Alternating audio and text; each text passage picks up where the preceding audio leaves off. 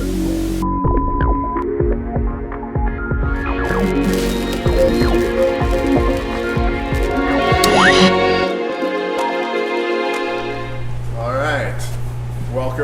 to our Starlight Sessions live stream of tonight. This is Ayla Brook and Brent Oliver.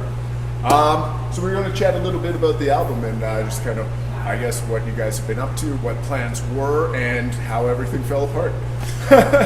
Well, we released the album, March 13th. Friday the 13th. Friday the 13th. We should have known better. Yeah, we had a small tour of Alberta planned, but basically, everything stopped when we were supposed to start. Yeah, and we were really hoping that we could do it, and most of the venues were like under 250 people, but then once everything started to kind of happen, we knew that it was just not going to be feasible. And I think that Don't touch your face. Oh, sorry. An opportunity like Starlight Sessions is good because, you know, we have gotten some good reviews on this record and people seem to like it and like the songs, and we haven't played the songs live, quite a few of them. So to be able to play this and have it at least, you know, live and archived is pretty important for a band like ours. Well, and now we don't have to tour the world because it's just going to be on the internet. That's true. It's perfect. Yeah. So, a couple of people actually asked, now, I know both of you, but Ayla Brook and the Soundmen, can you explain the name? Well, they're all a bunch of really good guys who happen to be audio technicians in one capacity or another. I'm just a dirty, small venue, live, beer in the afternoon kind of sound tech.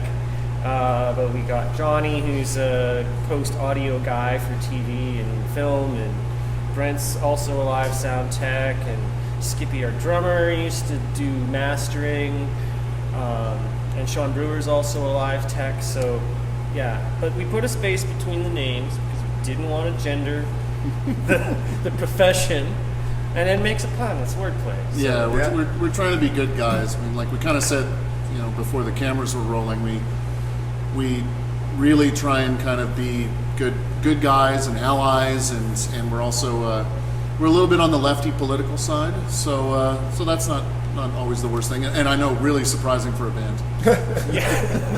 Very fair. So for those, the album is still quite new, so I don't imagine a lot of people have dug into the liner notes just yet. Is there any irony with the title Desolation Sounds? Yes and no. So my father was part of a land co-op on the west coast in Desolation Sound in a place called Refuge Cove. Oh, cool. He passed away a few years ago. And it just, I always thought, Desolation Sound, that's okay. I can do something with that. And that place was sort of a place we'd go to hide out every once in a while. It was sort of, it was the getaway land on the west coast. I thought when the apocalypse came that was probably where we would go, because it's on an island, and on that island there's a lake, and in that lake there's an island. So I figured that would be the safest place to go. That verse didn't make it on that song, but I probably should have, given current circumstances. Yeah. So I said this in another interview the other day that I read a bunch of the grants for the band, and we had one of the songs was Desolation Sound. Refuge Cove was written before we started recording, and I just said, let's just call the record Desolation Sound. And then it ended up being kind of prophetic because everyone's now sort of in isolation and looking for a spot where they can just be kind of all by themselves. So, there's a couple references on the record to Desolation Sound. The first and the second last song has references to Desolation Sounds. So. But in both places, it's sort of a reference that it is being used ironically because it's about, sad songs, boo-hoo, but like they make you happier. Yeah. And sort of Like, I don't know many songwriters who don't write sad songs or angry songs or songs about isolation or wishing they were isolated. So I don't know. It seemed to fit. Sorry, I'm striking. I'm going to edit this, so. That's fine. Sorry, about the Alberta tour. You said it was a bit of a mini tour. Which cities were you in? We were going to hit Edmonton, Calgary, Stony Plain, and Red Deer. I think one of the other things that's really important to us is that, you know, Alberta is not just Edmonton and Calgary. It has, you know, quite a large music scene outside those two cities, and we'd like to play more of those. Unfortunately, we had a lot of smaller town festivals booked in June and July that are looking like they're not going to happen. Yeah. So again, that's a drag, and we really do wear our Alberta on our sleeve. Mm-hmm. And when we came out with the record and announced the tour, it was really important to play kind of a bunch of Alberta venues that weren't just Edmonton and Calgary. But that being said, I think that this is it's a nice alternative to be able to get out to those places. And it's, you know, about 17 steps above just sitting in my living room. Yes. Filming it off my iWebcam. Not that there's anything wrong with that. And we great. appreciate every artist out there who's doing those kind of live wonderful. streams, because there's nothing else right now. Absolutely. And that's the biggest, you know, kind of foible of the music industry right now is that, and has been for a bunch of years, is they said your recordings don't really matter much. Just go out and pedal your recordings while you're playing live. You know, which is why the Starlight can fill itself, and we can't do that.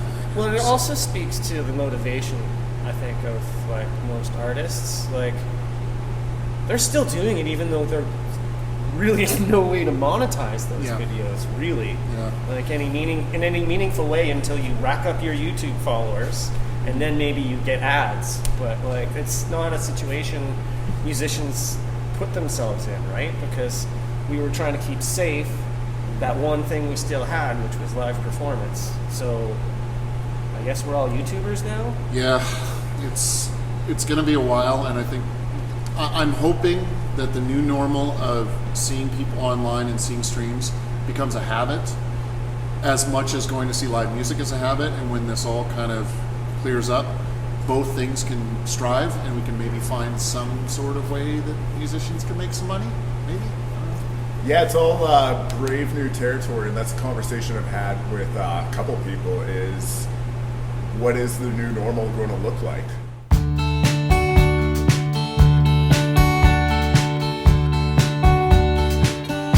I'm alone, but I'm not lonesome. I've never won, but once was winsome. I'm not too handy or too handsome, but I sure do like to play some. When I can be the fool, lose the plot and lose my cool. I lose my keys but not my conscience. Tell me, do you really want this? Tell me why you won't go. I've tried to let it show. Well, I've been to the bottom and back so many times that I simply lost track. And I think I hit my limit, this time. Think I've hit my limit this time. I've been trying to take it easy, but still take it. Make it better if I break it. Sometimes that gets hard.